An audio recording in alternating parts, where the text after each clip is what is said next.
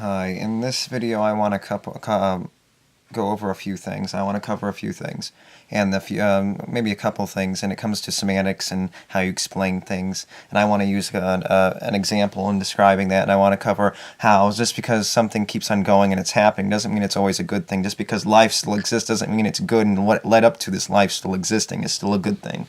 So I want to cover the semantics thing, at least one aspect of the semantics thing first, when it comes to the semantics. So semantics, when it comes to in a few of my previous videos that I've made, I've sort of stumbled on it. On a lot of my previous videos, I've gone over things, and I haven't made my point as clear as possible. I sort of go off on a tangent, and I say different things, and I go from one thing to another. So I do apologize for that. And this is the example I want to use, and it worries me how I always word things. I feel like the video is not good enough when I go off on things, but what I'm trying to do a lot of the times is I'm just sort of I'm trying to prevent myself from freezing a lot. I'm trying to prevent myself I'm trying to continue to talk, and I'm like a stream of consciousness. I want to keep on saying something. I don't want to stop. I don't want to stop saying something. I want to make my point as clear as possible, and I want to connect all these different points into one, and make sure that they all seem, and you can see where every point interacts and connects to every other point I've made, or points that I've made before, and how everything interacts, and how all these different things logically connect and make sense, and all that kind of stuff. So when it comes to semantics, it's about understanding how people say and how people can manipulate what you say. And that's obviously something you could do when it comes to making an argument. People use semantics. They use what you say against you as opposed to making an argument themselves. That obviously can become a problem when it's obviously not an argument they're making, but they can obviously use that. That's not good enough, or you have to word things just the right way. And that's another thing I worried about in the videos I make, is they're not good enough because I'm not getting to the point as clearly as possible. Sometimes I can freeze, and I feel like I'm not making the point. When I freeze, I feel like all of a sudden that leaves an opening for someone to intentionally confuse what I have to say.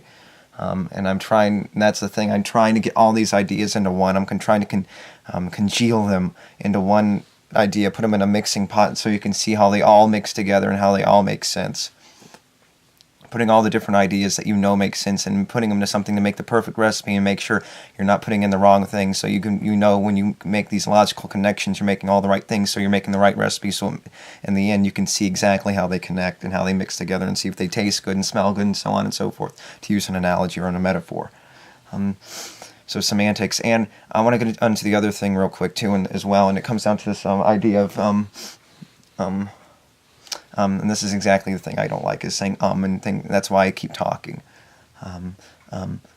So this whole thing where obviously life still continues, life's still here today. So it obviously means it's worth it, right? No, that doesn't mean it's worth it. That doesn't mean it's worth it in the end. That doesn't, just because it's here, just because it exists, doesn't mean it's worth it. Doesn't mean it didn't go through something to get to where it is. And just because it is where it is doesn't mean it couldn't have been better going some other way or doing something else. Just because it didn't happen to you doesn't mean it couldn't happen. Doesn't mean it hasn't happened. Leading up, saying to you in a particular circumstance. It hasn't happened to you, but everything that's led up to this point, continuing, has led up to a lot of disaster. There's disaster. It's a trail of tears leading up to where we are now. And at this point, it's about mitigating from the negative that can happen, preventing things that can happen negatively. And at that point, that's the life game, obviously, is mitigating against the negative. And just because something is here now doesn't mean that it didn't have all sorts of things leading up to it. Trials and tribulations leading up to where you are now. And that's exactly the point. And I was thinking of an example. I think like if you didn't have your arm. If you didn't have your arm, but just because you have your arm doesn't mean, just because you still have your arm doesn't mean, what's the point I was trying to make? It has something to do with how since everything is the way it is now, and it's still going. If you were missing, say, your arm or something tragic happened to you, when it was still kept going, how would you interact? When would you find enough's enough? When would it have changed in the past if something else would have happened in a certain circumstance? And it would have kept going anyway, regardless of all the negative that's happening before. Things are still going to keep going into the future. As long as there's a beginning and the end hasn't been reached yet, it's going to continue to go until the inevitable end ends up happening. And that's exactly what's going to happen. So things are going to happen, the whole equilibrium things are equalized just because they happen to exist, and things happen to exist, the right amount of people die and so on. that doesn't mean anything. There's a beginning, the context in between doesn't matter, there's no equilibrium that you're applying. You're applying a completely abstract concept to a reality that you can't apply that to. And you can't apply it to it because you're putting some kind of standard on this reality when all it is just momentum moving forward. There's the equilibrium. Applying some kind of equilibrium is applying a description such as a description that you can't apply to you wouldn't normally apply to a certain circumstance, like golden. Say you're saying golden to tying your shoes. It's sort of like applying a word, a description to something, an action of doing some circumstance, an event, and applying it to the wrong event. So you're applying something that has absolutely nothing to do with the reality we're living in. You're applying it based on the idea that you're looking from the outside, as if there is someone working from the outside, as if to create some kind of equilibrium, right? But who's creating that standard other than some kind of internal logic based on the circumstances and the events that have led up to you to have some kind of internal logic, giving you bias and understanding and your perception and how things work, and it's based on this internal logic. And that's exactly what we're working off, is this internal logic, like keep on asking questions, looking for new revelations, and that's all we're doing, is going off this internal logic, looking for new questions based off the biology, based on our circumstances, based on how our circumstances, the things that have happened, or how the things that we have been exposed to. That's exactly what we're going off to, based on this internal logic of what we expect. The constant need, the mechanism that's driving us is the need to keep on finding something. And when we actually find it, and there's nothing more, we're going to create something more, the new revelation, something behind another curtain. But we're just going to find another curtain. And we're indulging ourselves in the mechanism, being fooled by the mechanism by continuing to look for an answer. Sort of like we'll keep on asking the question, why, coming to a new answer, a new revelation. But you're just going to keep on running into a curtain leading to another why, another curtain leading to another curtain, the why leading to another why, when, where, why, who, what, when, where, why, and things like that. And that's exactly what the mechanism is doing. It's fooling you by continuing to make you ask these same questions over and over again, when all you're going to do is keep on running into new curtains and curtains based on your own thing. There's a brick wall, but you're going to keep, based on your own perception, based on the mechanism, you're going to keep on looking for some new revelation to keep you moving forward. And semantics, obviously, when describing these things, can matter a lot, when almost in a way fooling yourself based on your psychology. You can say, well, is that really the end, or can I keep on asking why is this, when is this? You can apply it, and it's based on these words and describing certain circumstances. It's confusing even yourself when describing circumstances based on how you think, based on your language and talking and speaking, and how you talk, and how your internal logic and things, how your logic based on a foundation. Your internal logic is based on no foundation other than the foundation of a mechanism based on your personal biases. There's all sorts of things and clouding the way that are getting in the way of some kind of objective point of view, and you have to look past those things, past your bias, to want to see more and more.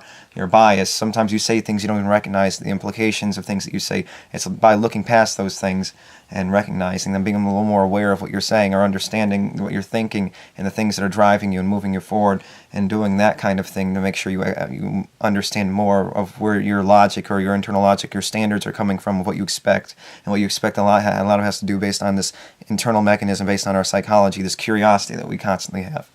And it comes down to semantics too, but how you internally think to yourself, and how you apply words to certain circumstances, why, how you explain things, which can eventually lead to not asking why, because it's explained in such a thorough way in describing something that you don't need to ask any more questions, because it's already been thoroughly answered by a standard created by a language, and describing things that doesn't require more, by defeating the mechanism in a way, recognizing it can be in a way a place for the semantics thing, and defeating the dead end answer, almost recognizing is the dead end answer, and just recognize. It comes down to a perceptual recognition of the reality, and how when it comes down to recognizing without continually asking the question why, who, what, when, where, why, and so on and so forth. To continue going down the same path over and over again. This wall, well, why is the wall flat? Why is the wall here? Well, exactly, it is what it is. The wall is here, it is what it is. Obviously, is a cliche in a way answer. It is what it is, but the wall is what it is, and we can use our ways of describing it, the best describing it the way we can. And it is what it is, not just based on my perception, but it is what it is based on everyone's perception, regardless of me being here or whatever it is. This wall is going to be here regardless of me perceiving it. Sort of like a person suffering is still going to be there regardless of me seeing it. It only matters if that person is aware of their own suffering, of being experiencing their own suffering. I don't need to be there to have them experience it. Sort of like this wall doesn't need me to have my projection of explanation, my semantics, to apply it to this wall. There's a set of things. This exists on this level. It's existing regardless of my perception based on how I'm viewing things, and or my perception based on my senses, and on the level, on the scale that I'm working on based on a wall. If I were an ant, this would be a different perception. It would be a different thing, but it's still a wall. It's made up of the same fundamental things, fundamental pieces, the fundamental mechanism that still makes up this world. And regardless of me being here, it's still going to be the same thing. Regardless of my perception of projecting on it based on my words and describing it, sort of like a color. The color is still the color, regardless if you're colorblind or if you're even there to even experience the color or explain it to someone.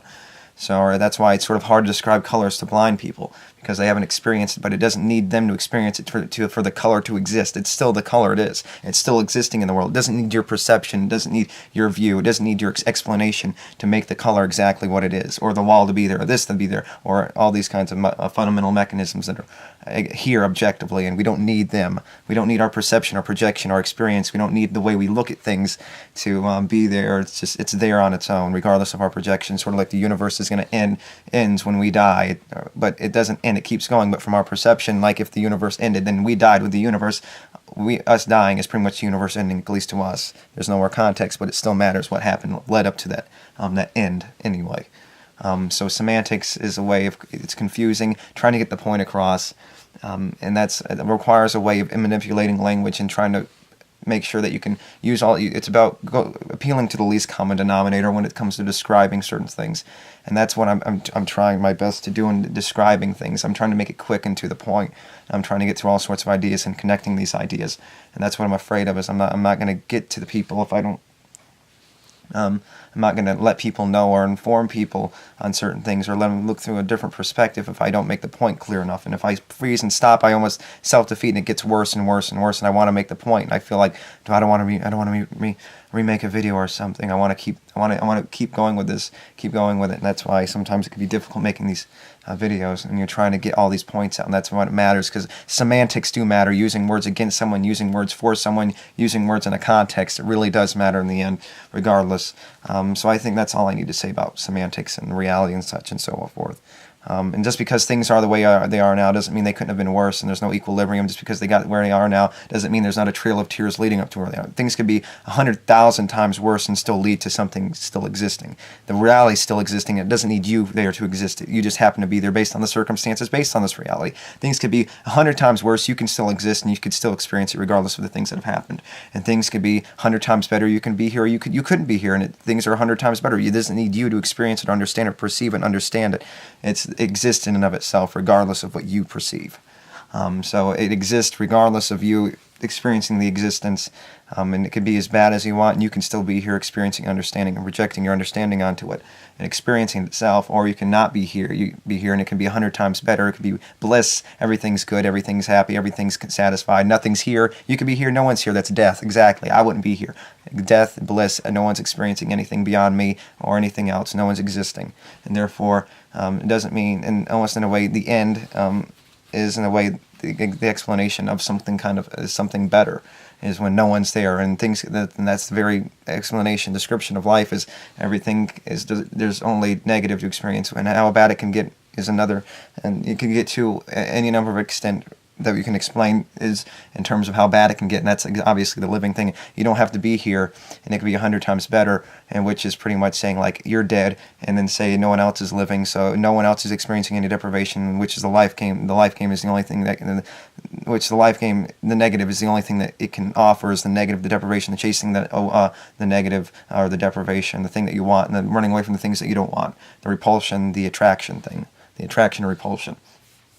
And things can be 100 times better, but you don't exist. Sort of like the death thing, it's better when you don't exist, once you reach the zero somewhere, once you reach the satisfaction. And that's the important thing. And sort of like it could be 100 times worse than you exist. You happen to exist because you happen to exist based on the circumstances that created the trail of negativity to begin with. You just happen to be one of the people that's in the wake of that. You just happen to exist based on the events and interactions that led up to where you are now. And based on the living, you're living in the thing, you're living in the existence, you're there, you're experiencing it. And that's based on the life game itself, which is in and of itself negative, and how bad it can get regardless of the times 100 or times better or worse. You're still there experiencing based on the interactions. You're there experiencing it, and just because it's 100 times worse, and things are still existing to where they are now, doesn't mean that they weren't bad to begin with. Leading, they weren't. There was not there's not something behind there that's really bad. And just because there's no equilibrium, there's nothing here based on an equilibrium. Just because things are still existing doesn't mean there's an equilibrium. Applying that is a complete and utter confusion of an argument, understanding exactly what's going on. And so once you die, exactly, you're dead. And obviously, 100 times better, you're not there to experience the positive. But it could be 100 times better, but things aren't existing. You're not there to experience it, or say under a certain circumstance.